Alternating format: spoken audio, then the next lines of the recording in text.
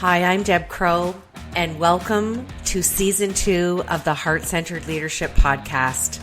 This is a podcast where we connect, learn, and laugh together with strong leaders from all over the globe. Here, you will learn from peers you haven't even met yet. You will gain new tools to add to your leadership toolbox. Because whether you're a C-suite executive or a first-time entrepreneur, we all contend with challenges, and there's always room for improvement if we choose to seek it.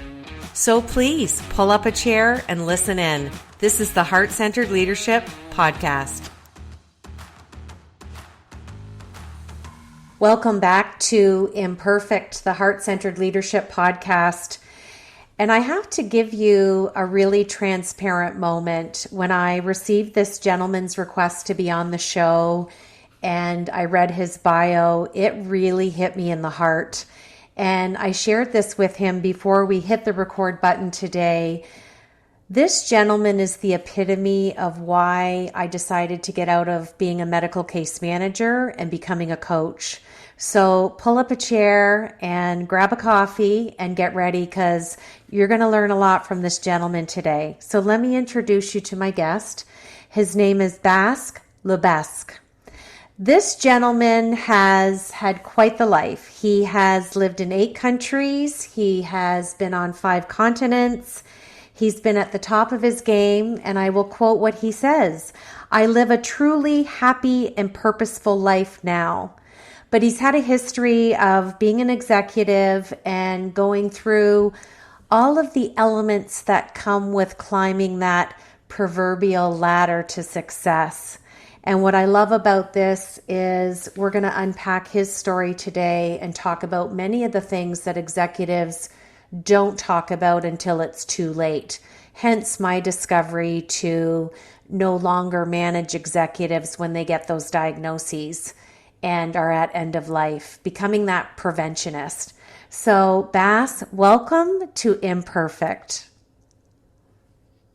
Thank you very much. That's quite an introduction. Yeah.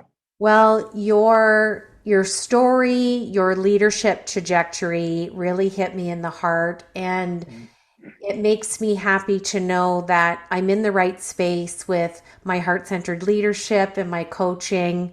And I'm really delighted. I think you're in Amsterdam right now, or you're usually in Amsterdam. I'm usually in Amsterdam, now in Spain, but that's You're in Spain Amsterdam is right now. Amsterdam is So home. I know it's the end of your day, so I'm grateful to spend some time. So I have some leadership questions for you. And Uh-huh. if you're ready, I think we should just dig in and start. Yeah, let's go for it. Let's go for it. I'm You excited. you have dealt with, I'm going to call them major things or Yeah, challenges yeah. in your hmm life. Like, hmm that resiliency, when I read what you've been through, it's visceral for you. So, this is a big question to unpack, but give us kind of your Coles Notes summary. You have been so successful in life, in business, in leadership. When did you decide, or what was the deciding factor that things had to change for you? Well, that was really I've been probably for 2 up to 3 decades, I've been chasing happiness and I was trying to find it more in the material things, in the status things, uh, in in in success, climbing the corporate ladder. But I was always questioning myself, is this it? And yeah, at a certain moment, I came to a point where it was like, I can only find out if there's more, if I'm gonna break with what I know. And going through that journey, uh, I was being this successful trader, and I was trading millions up to billions, and I was letting that go. For me, there was basically only one other option, that was living on the street, being poor, losing my house, having this like this ridiculous picture that I was painting. It's like it's either this success or it's just pure misery. and I was so attached to it, and it took me like 2 to 3 years to finally take that step. And um, I do remember when I finally took that step, I was nervous. I was so anxious and nervous, and I had no idea what was going to come. And I kind of promised myself a sabbatical for 3 months, and I was going to spend it in Brazil. And I sat on the flight to Rio, and I mean, it's a long flight. I think it was 11 hours or something, and I just cried. I cried for 11 hours. I just the poor man sitting next to me. I don't know what he was thinking, but I was just like I needed to release all that like build up energy and negativity and yeah, preparing myself for let's say the new life, for my new life. And the I mean, you talk about in your introduction you talked about resilience. The moment I arrived in Rio, for me it was like, okay, this is it. There's just no this is what you wanted to do and you're gonna make it work. And that's what I did. One day at a time. I started doing Portuguese classes, and I dived into Portuguese, and I loved it, and I loved the life in Rio. Um, it was great, and it was really like a period of transition. But if we would look at it when this all started, or now in hindsight, my when I was 12, my mother passed away of cancer, and that was really, uh, I think that really was the starting point of all this. Living a what does it mean to live a fulfilled life? What does it, how I mean, I wasn't asking myself these questions as a 12-year-old, but that's where it started. How am I going to look back on my life? And of course, I don't know when the end is going to come for me, but I want to look back and say, I didn't. I have, I'll have regrets, but uh, I want to look back and say, I made the most out of it, and I wasn't afraid uh, of doing certain things or picking up certain challenges. And um, yeah, that's uh, that's kind of where it all started.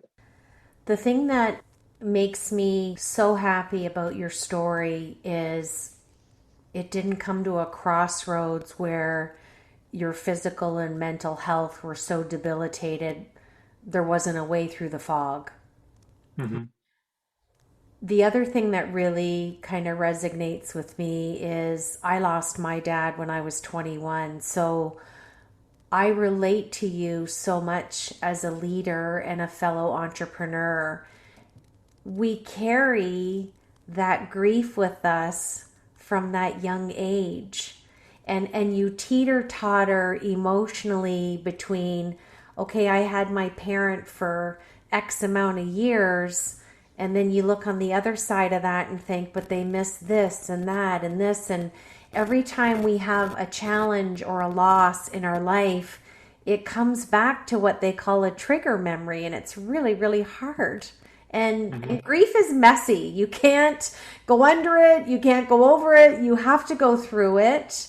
And I just want you to know that I feel you on that answer. Like I can feel your emotion, and losing a parent is hard. And it's just something that always lends for a meaningful conversation when someone else can look you in the eye and validate those feelings and say, I feel you, I get you. It's one of those emotions where there are no words. So Mm-hmm. I'm grateful that you're sharing your story and you're paying it forward, and your relatability is just, it's limitless. And I'm grateful for you to show up like this, coming from such a high executive level. And I know this conversation is meaningful, and there's other executives that are really going to hear what you have to say today. So this is kind of like the good version of the executive that took the sabbatical, opened the ice cream shop, and somebody handed you the lemonades and you decided to the lemons and you made lemonade with it, because we always have a Hmm. choice. It's that mindset choice that you talk about. So my second question for you is the one that's always going to have permanent residency on my podcast. Okay. Share with us what imperfections that you bring to your heart-centered leadership. Oh, uh, my imperfection is one of the I am things need to be perfect. That's perfectionism is really is like is one of these things that and I one of the other things I do, I look for the basically for the 10% that I haven't done instead of the 90% that I have. Um, at the end of the day, there's always room for improvement. And that's not, I mean, with my clients, is that's what I work on as well. It's like, let's look at all these beautiful things that you've created, and celebrate these moments. I was talking to an executive yesterday, and I was like, when was the last time you celebrated something with your team, with your any of your and it can be small, just when was the last time you gave a compliment? And it the answer took a very long time, and it's like, I just want you to bring that back in, do that. Uh, so start doing that again today, small steps. So I'm very aware of uh, my imperfection in that as well. I could celebrate a lot more, um, and yeah, that's a continuous process. I don't think that will ever um, go away or will be fully completed. But that's yeah, those Well, are I those are want you to know in season one, I interviewed over 100 leaders on the show, and uh-huh. that is in the top three because Yeah. I think we fall we fall into that perfectionist mode, and the magic happens when you sit back with the pause and look at all of the progressions. And you alluded to it beautifully. Like, how about we look at all the small wins that lead up to the big wins? And sometimes we just need to be in that space, and it's nice to hear it again from your level. And now Mhm. you're chatting with executives and you have that relatability to say, been there, done that. Okay, here's what needs to change. And by the way, I'm still this evolving human being just like you. And it's a remarkable moment to have with another person, especially when you've gone through it, which is, again, the richness that you bring. Absolutely. Okay, my next question is a sentence that you gave me when you filled out my form to be on the show, and I love talking about this. You say leadership does not fit in a box. I want you to metaphorically unpack that and Uh-huh. tell us from your vantage point, being an executive, being the level that you're at, and now being on the other side of the coin, what does that mean to you before you left your high end executive positions, and what does it mean to you now? Well, what brings it to mind is that I was working in a dealing room on the financial training floor, and the idea on that floor was that the bigger the asshole you were, the better the trader you were, and that was basically the box you needed to fit into. And I was like, no, I don't, I don't want to. This was a relationship business, and if you act like that in a relationship, it's never going to be a fruitful relationship.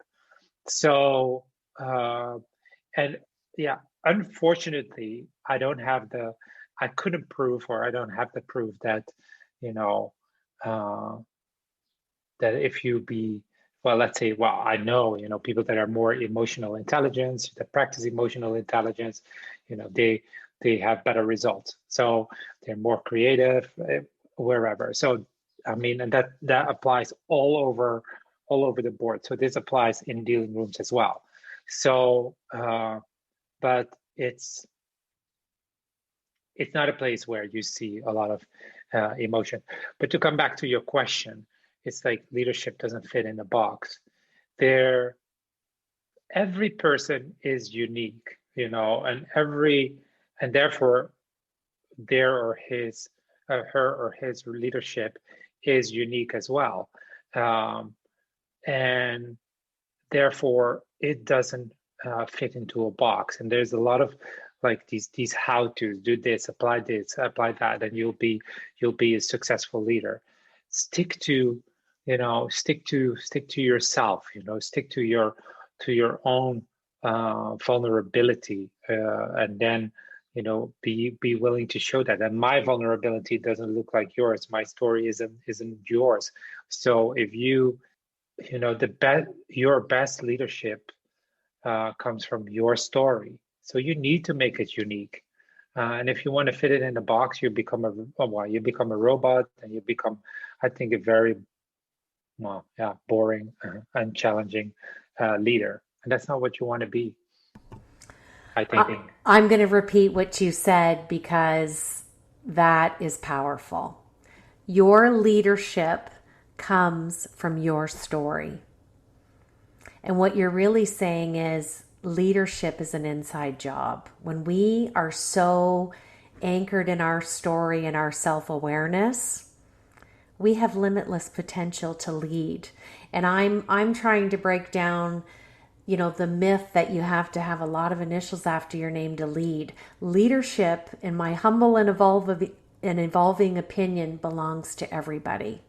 It doesn't matter if you're the janitor, the frontline worker cashier, or the C-suite leader. We all have the ability to lead in our personal lives, in anything we choose to do as a career. And I just think that's so powerful to hear that from you. And I think it's led a lot in your journey and the awareness that you have, which leads into my last question. You've become a big fan of being a minimalist. Yes. And you alluded to that because I have lots of C-suite leaders that I work with. And like you said early on in the interview, you can have all those things and that stuff, all that extrinsic value in your life. But if you don't have it to share with anybody, or it doesn't really mean anything to you, is it on the other side of the equation of valuing yourself and thinking, okay, I made it. I'm at the top of the leadership ladder. I want you to share with us why you embraced minimalism. And I know it's still a journey for you. And how did you decide to go about that? And what was it like for you in terms of your habits of thinking when you let go of all that extrinsic value and stuff that you had? So, in very short story, in the last couple of years of my career, I was basically living out of two suitcases for 4.5 years. I lived in Brussels, Luxembourg, and Paris, and I just had these two suitcases. And then I came back home, and I was going to rent out my apartment, and I had to empty it except for the furniture. I was like, what am I going to do with all this stuff?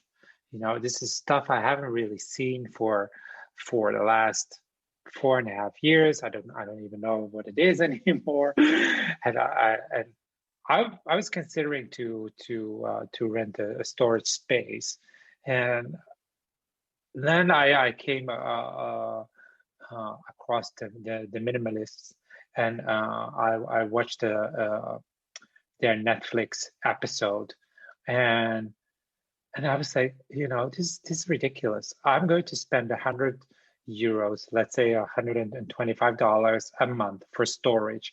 for stuff that I haven't touched for the last 4 years, and that and then I will put it there for 2 years, and then after 2 years I will take it back, or 3 or 4 years, and then it's still stuff. So I was like, what else can I do? I was like, let's get rid of it. What's going to happen if I just get rid of it? So I gave myself, it took me like 3 days, not like full days, like maybe 60, let's say not even 20 hours in 3 days. And I basically cleared out 60-70% of my stuff. I gave it to charity, I threw it away, I sold some, and if you I couldn't tell you what I thrown away now, or what I've given away. I mean, of course, there's like these odd items that I sold. I had this big ladder that I sold, and I had a when I moved into the apartment, I put a refrigerator in the storage room of my in the basement of my apartment building, and it had been there for 20 years and never used. And I was like, this thing, finally it's gone. Every time I walked into that storage room, I was like, oh, there's a refrigerator again. There's a refrigerator again. And it's like, I'm like so relieved now. And I just want to, the journey is not over, and I want to take it to the next level. I've read these stories about, minimalists that only have like 39 items, that includes underwear, socks, laptop, bag, and that's a bit extreme. I don't want to go that far. But I was reading, it's like, we're shop. There was a quote in a book I read this week, like, and it says, it's basically translated into something like, we're shopping ourselves unemployed, meaning, we want to buy all this, well, let's say clothes, cheap clothes, t-shirt for $5-10, and we want to buy 10 a year, and that this needs to be made in the low cost labor countries. But if a t-shirt would be made in Europe or in the United States, it would cost maybe 50 euros, maybe 60 euros. It would be high quality, and it would last, a lifetime is maybe a bit exaggerated, but it would last more than 3 months. It would last 5-10 years, and that's, you probably spend the same amount but less impact, less production, less transportation, all that kind of stuff, and you're wearing something which is a really good quality. So yeah, minimalism. One of the most common mistakes when I talk to people about it, or the way they think is like, you need to be cheap, or you're not allowing yourself any luxury or something, which is not true. I mean, you can buy a really nice bike, for example, or buy a really nice car when you drive it, but why do you need 2 or 3 cars? That's where it goes. That's where it goes wrong. So, and then, if you think about how much time we spend working to buy all this stuff, where if we wouldn't buy all this stuff, then we would have a lot more time to do what we like to do, spend time with the ones that we love, instead of buying them all this stuff. I normally don't coach teenagers, but this one teenager approached me, and the funny thing was that, when I started working with him, I was like, at first I was a bit like, how am I going to approach this? He's a teenager, do I speak his language? And then, we started talking, and I was like, you're just as all these executives. You're making exactly the same mistakes, and you're only 17 years old. And one of the things that he said was like, I want to buy my mother a house. I was like, oh, does your mother have a house? Yes, she does. Does she need a house? No, she doesn't. Then why have you asked her that you know that she wants you to buy a house for her? No. It's like, so why do you want to buy her a house? You know, what would it mean, if to buy her a house? You probably would have to work your yeah crazy hours, to for the next 25 years, and you're wasting the opportunity to spend the best time with your mother because you're buying a house she doesn't need. And this is it sounds simple, but this is what so many people are doing. They want to buy something for themselves or for someone else, and then in the end they miss the whole journey they could have had together. It's a great point, and I want to circle back because in my heart-centered leadership model that aligns on top of my coaching program, modeling self-care is so important as a leader, and there's various elements to self-care, and one of them is environment. So when you have that environment that's organized and clean, it just allows more cognitive flow to think, because leaders are always in that executive functioning higher level of thinking. And if you have a crazy busy workspace full of papers and files, and there's no white space, it's the same as your schedule. We could do a whole podcast just on that. But it's Absolutely. but it's a moot point, and it almost links back to what you said about perfection. I think being a minimalist or becoming a minimalist or choosing and deciding that these things aren't part of who you are, it's part of the journey, it's part of the inner work, it's part of the leadership trajectory. It all fits in together. So I love the way that you frame that.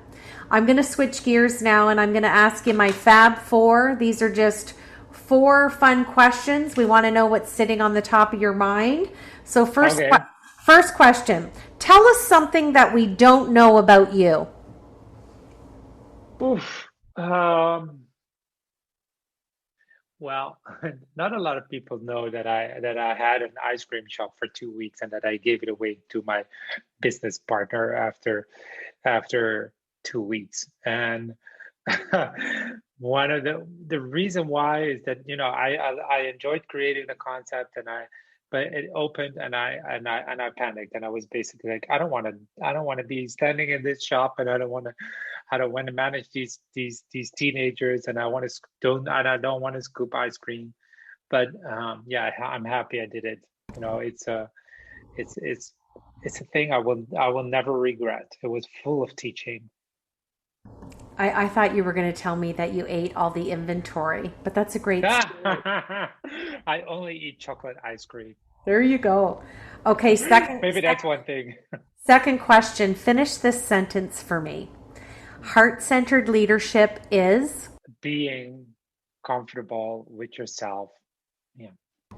I love that. Okay, third question. Share with us a book that you're reading right now or one that you may have just finished. Why did you choose to read the book, and who's the author? Oh, it's a I don't know who the author is. That's terrible, but it's it's 400 letters from my mother. That's the book. Um, I just finished. Well, it's a book that I read and made the most impact in the lately. It's about a guy who's been taken into prison in Morocco innocently, or he's innocent, and he spends over 1,600 days. And this is, for me, one of the worst fears, or one of the uh, yeah, that you have to go through to such an experience like that. And I mean, of course, I have the relationship with my mother, or with her, losing her, and how he describes his relationship with his mother through the process while he's in jail, and how he chooses to make the best out of it and not to be a victim. It's a beautiful story.